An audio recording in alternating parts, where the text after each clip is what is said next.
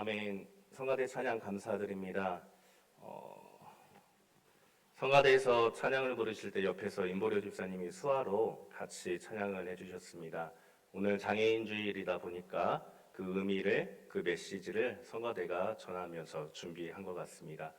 수고한 우리 임보려 집사님 그리고 성가대에 다시 한번 박수 부탁드립니다.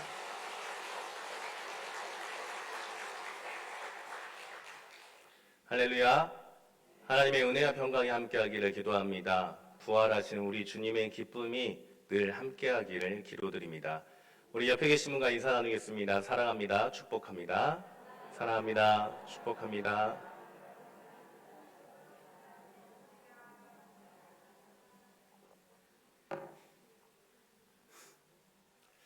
인생을 살다 보면 여러 가지 문제들에 둘러싸일 때가 있습니다. 우리의 삶을 둘러싼 그 문제들이 잘 해결되면 좋은데 그 문제들이 해결되지 않아서 막막하거나 낙담하거나 걱정하거나 고민에 빠질 때가 종종 있습니다. 그럴 때 우리는 근심에 쌓인다, 근심거리가 생긴다라고 그렇게 표현을 합니다. 근심이란 해결되지 않은 일 때문에 속을 태우거나 우울해하는 것을 뜻합니다. 몸이 아프면 어디가 아픈 무슨 병이 생긴 것이 아닌지 걱정을 하게 되고 또 경제적인 문제가 해결되지 않아서 때로는 속을 태우기도 하며 자녀가 사고가 나지 않을까 노심초사하기도 하고 결혼 문제, 진로 문제, 학원 문제, 가정과 직장의 문제, 대인관계의 문제 등 우리는 수많은 문제들로 인해서 근심하며 살아갈 때가 종종 있습니다. 그런데 이 근심은 우리들만 갖고 있는 것이 결코 아닙니다. 믿음의 선배들 역시 근심을 가지고 살았습니다. 우리가 읽지는 않았지만 오늘 구약의 말씀 스바냐서는 분열왕국 시대 남유다 요시야 왕 때 쓰여졌다라고 알려져 있습니다. 북왕국 이스라엘이 멸망당한 후에 그 원인이 하나님을 섬기지 않고 우상을 섬긴 것에 있다라는 것을 깨닫게 되어 남왕국 유다 역시 하나님을 섬겨야 한다라는 것을 알고 있었지만 그럼에도 우상과 이방신을 섬기고 있는 그 현실 속에서 근심하고 있는 모습을 보게 됩니다.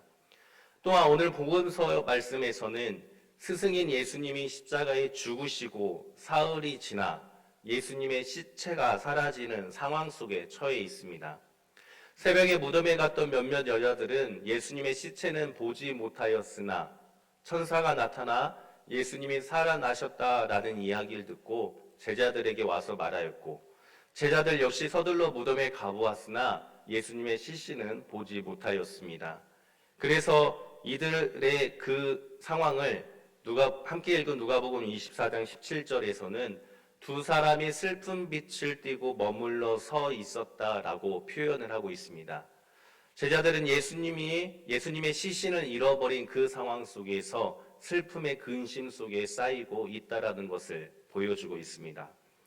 오늘 서신서의 말씀은 어떠한 근심 속에 있습니까? 서신서 말씀 베드로전서는 예수님의 부활과 승천 후에 이제 교회들이 세워지게 됩니다. 우여곡절 끝에 로마가 기독교를 공인하게 되었지만 많은 오해와 음해로 말미암아 예수님을 믿는 사람들을 로마는 핍박을 하기 시작합니다. 예수님을 믿는다는 그 이유로 끌려가고 순교를 당하고 핍박을 받게 되는 환난을 겪게 됩니다. 서신서의 베드로전서의 상황의 근심은 예수님을 믿는 것 때문에 받게 되는 핍박과 환난 속에 근심이 처해 있다라는 겁니다. 이렇듯 우리들뿐만 아니라 믿음의 선배들 역시 근심과 문제들 속에서 그 속에서 살아왔고 신앙생활을 해왔다라는 겁니다. 그렇다면 성경에서 말씀하고 있는 근심이 무엇이고 왜 우리는 근심을 겪게 되는 것일까요? 우리가 함께 읽었던 서신서 말씀 베드로전서 1장 6절 말씀을 보면은 그러므로 너희가 이제 여러 가지 시험으로 말미암아 잠깐 근심하게 되지 않을 수 없으나 오히려 크게 기뻐하는도다. 아멘. 베드로는 환난과 핍박을 받고 있는 근심을 겪는 그리스도인들에게 편지를 쓰고 있습니다. 너희가 이제 여러 가지 시험으로 말미암아 잠깐 근심하게 되지 않을 수 없으나 여기서 사용된 이 근심이란 단어는 괴롭히다, 고민케 하다라는 뜻을 가지고 있고, 이 단어는 문법적으로 반드시 괴로워할 수밖에 없는 긴 시간이라는 뜻을 가지고 있습니다. 지금 그리스도인들은 무언가로 인해서 반드시 괴로워하고 있는 시간을 갖고 있다는 겁니다. 그리고 그리스도인들이 근심하고 있는, 괴로워하고 있는 그 원인에 대해서 너희가 이제 여러 가지 시험으로 말미암아, 여러 가지 시험 때문에 반드시 괴로움을 겪고 있는 상황 속에 있다라고 분명하게 말씀하고 있습니다. 시험이 무엇입니까? 우리가 흔히 시험이라고 하면은 테스트라는 단어를 떠올리기 쉽습니다.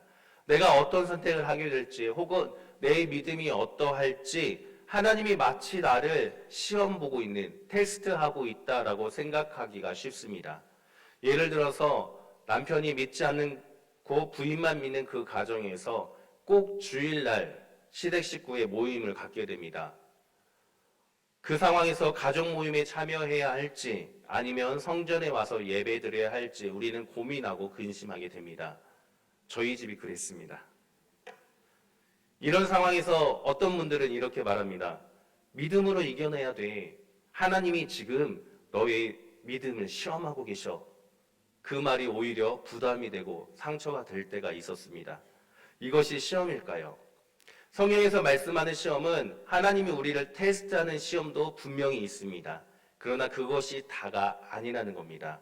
우리가 함께 읽은 베드로전서 1장 6절에서 말씀하고 있는 이 시험이라는 단어는 테스트라는 뜻도 있지만 그 번역보다는 유혹이라는 번역이 더 잘 맞습니다.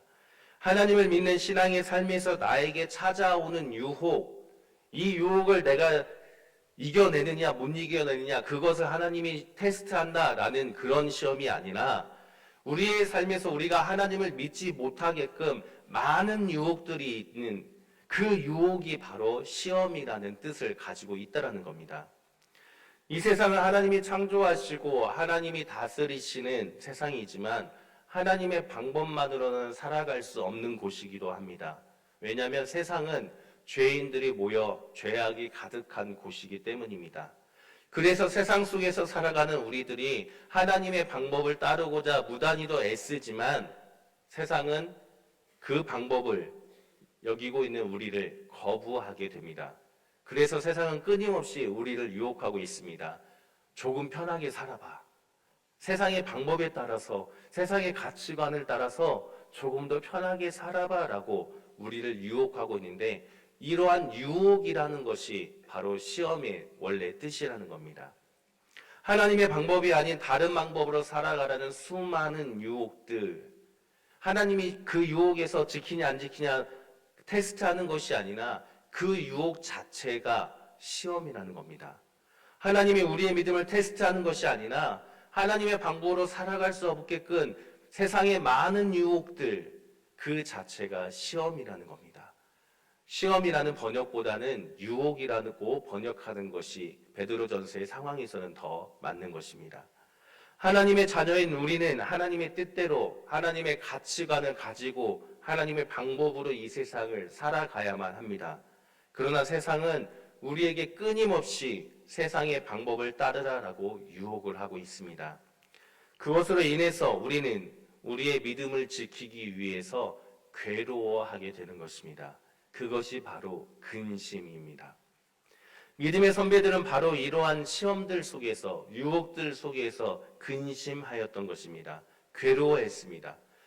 구약의 스바냐서를 보면 하나님만을 섬겨야지, 그렇지 않으면 북왕국 이스라엘처럼 멸망당할 것이다 라는 것을 알고 있었지만, 그럼에도 조금 더 편하게 살라고 바알과 우상들을 섬기라는 그 수많은 유혹들이 있었고, 그 유혹들 속에서 괴로워하고 있었다라는 겁니다. 또한 오늘 복음서 말씀에서는 예수님이 다시 살아났다는 소식을 들었지만 직접 보지 못했기 때문에 예수님을 따르던 추종자들은 그 사상과 가르침대로 그대로 살아야 할까? 숨어서 살아야 될까? 아니면 편하게 다른 사람들처럼 예수님을 부인하고 살아야 되는지, 그 유혹 속에서 근심하게 되었다라는 겁니다. 또한 베드로전서에서는 로마의 핍박을 받으며 고통과 환난 속에서 언제까지 숨어서 목숨을 내걸고 신앙을 지켜야 할지, 아니면 편하게 예수님을 부인하고 사람답게 바깥에서 그렇게 살아가야 될지, 그 유혹이 있었고 그 유혹으로 인해서 근심하게 되었다라는 겁니다. 지금 우리의 삶 역시 마찬가지입니다. 세상의 방법에 따르면 편하게 살아갈 수 있는데, 기독교라는 욕을 먹지 않고 살아갈 수가 있는데, 우리 삶에서 작은 것 하나하나가 하나님의 방법이 아닌 세상의 방법으로 살라고 달콤하게 우리를 유혹하고 있습니다. 우리는 그 유혹의 삶 속에서 믿음을 지켜야 될지, 편하게 살아야 될지 괴로워하고 근심하고 있다라는 겁니다. 단순히 무언가 잘 풀리지 않아서 근심하고 괴롭다라는 게 아니라, 하나님의 가치관과 세상의 가치관 사이에서 어느 것으로 선택해야 될까? 세상의 방법이 자꾸만 우리를 편하게 살라고 유혹하는 그 유혹 자체가 시험이고, 그것으로 말미암아 우리는 근심하게 된다라는 뜻입니다. 그런데 베드로는 이렇게 괴로워하며 신앙의 삶을 살아가고 있는 그리스도인들에게, 오늘 괴로움 속에서 신앙의 삶을 걸어가고 있는 우리들에게 그 괴로움은, 그 근심은 잠깐이다라고 말하고 있습니다. 베드로전서 1장 6절 말씀을 다시 한번 살펴보면, 그러므로 너희가 이제 여러 가지 시험으로 말미암아 잠깐 근심하게 되지 않을 수 없으나 오히려 크게 기뻐하는도다. 아멘. 우리의 인생에서 우리는 근심할 수밖에 없습니다. 수많은 유혹이 우리를 달콤하게 편하게 살라고 요구하고 있기 때문에, 우리의 신앙을 방해하고 있기 때문에 우리는 괴롭게 살아갈 수밖에 없습니다. 그러나 그 근심, 그 괴로움은 잠깐이기 때문에 우리는 기뻐해야 한다라고 베드로는 말하고 있습니다. 여기서 말하고 있는 잠깐이라는 것은 순간, 찰나를 뜻하는 잠깐이 아닙니다.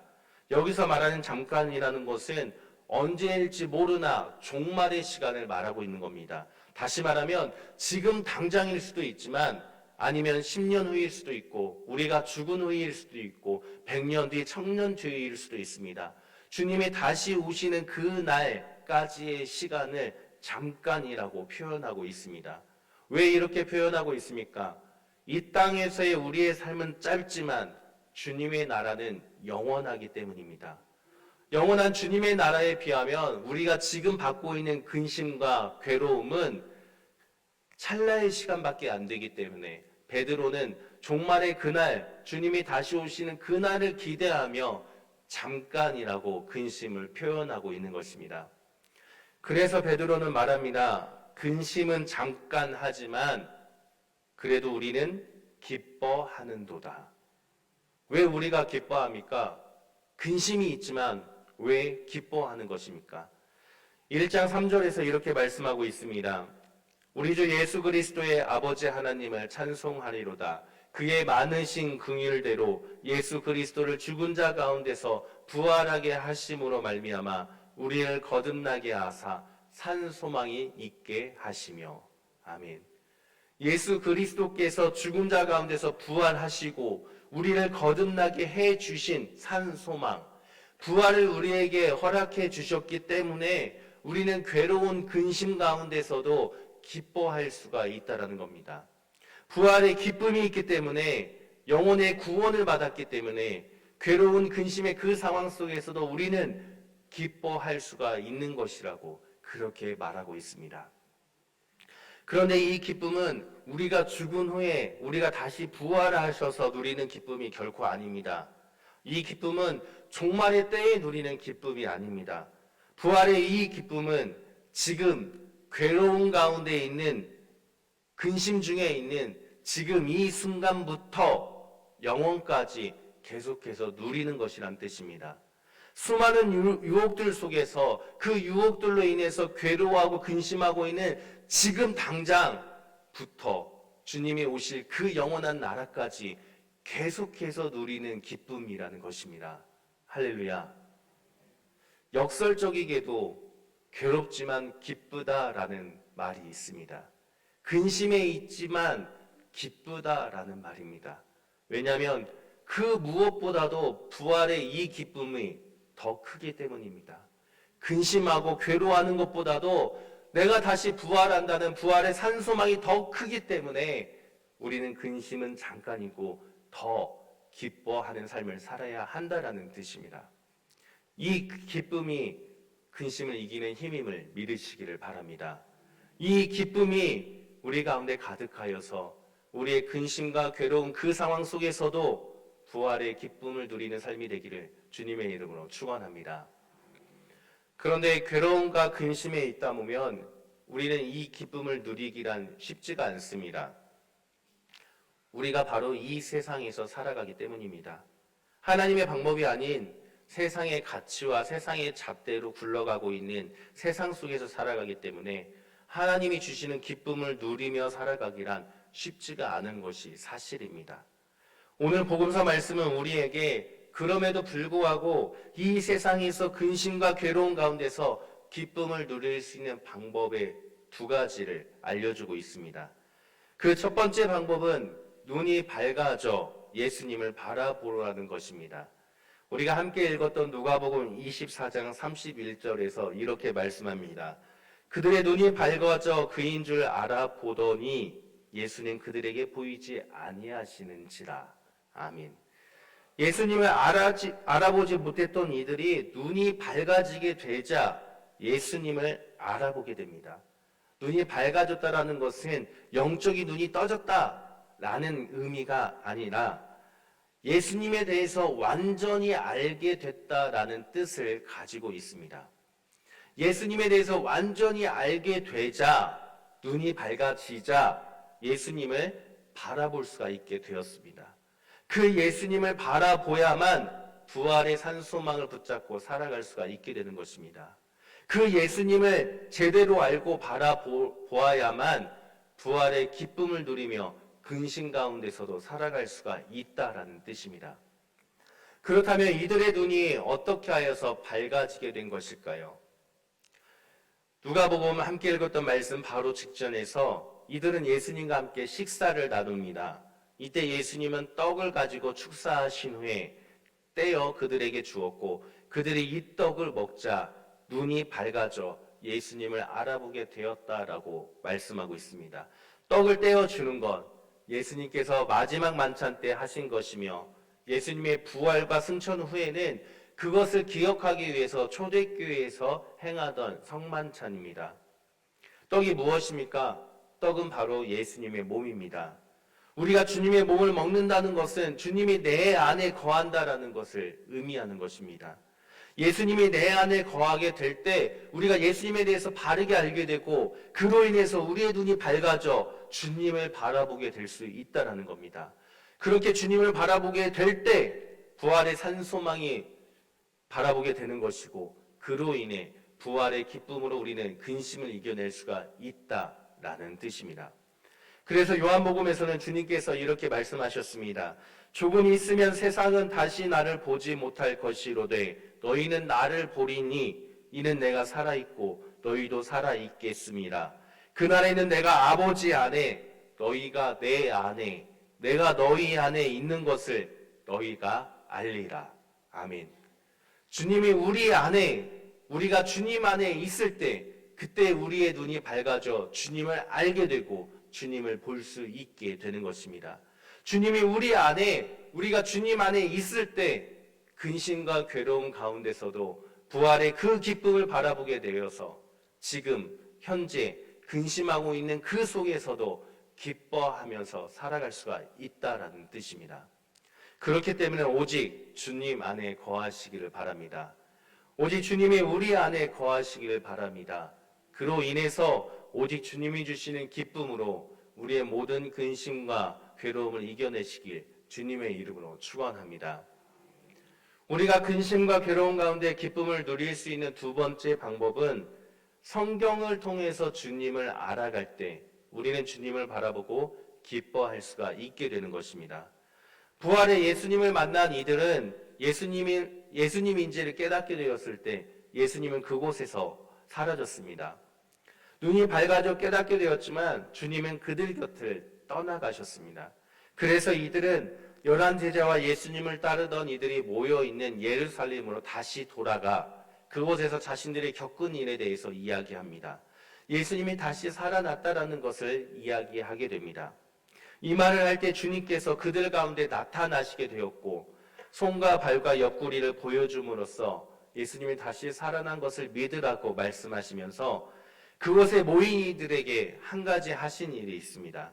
우리가 읽지는 않았지만 누가복음 본문 45절에서 이렇게 말씀하고 있습니다. 이에 그들의 마음을 열어 성경을 깨닫게 하시고. 아멘. 주님께서 그곳에 모인 이들에게 성경을 깨닫게 해 주셨습니다. 성경을 깨닫게 하였다는 것은 성경에 대해서 우리가 이해한다 그런 의미가 아니라 이해를 뛰어넘어서 완전하게 알게 되는 것, 전인격적으로 모든 것 다해서 성경에 있는 말씀을 내 심령으로 알게 되는 것, 그게 바로 깨닫다라는 뜻을 가지고 있는 겁니다. 예수님에 대해서 아는 것, 성경을 깨닫는 것, 그것이 왜 중요합니까? 하나님 방법으로 살아갈 수 없게끔 끊임없이 우리를 유혹하는 이 근심 속에서 세상의 기준과 잣대로 살아가는 것이 아니라 하나님의 방법은 이것이다라고 분명하게 알려주는 기준이 되기 때문에 중요한 것입니다. 어떠한 유혹으로 인한 근심과 괴로움 가운데서도 영원한 진리의 말씀인 주님의 말씀대로 살아갈 수 있는 기준을 세워주기 때문에 중요한 것입니다.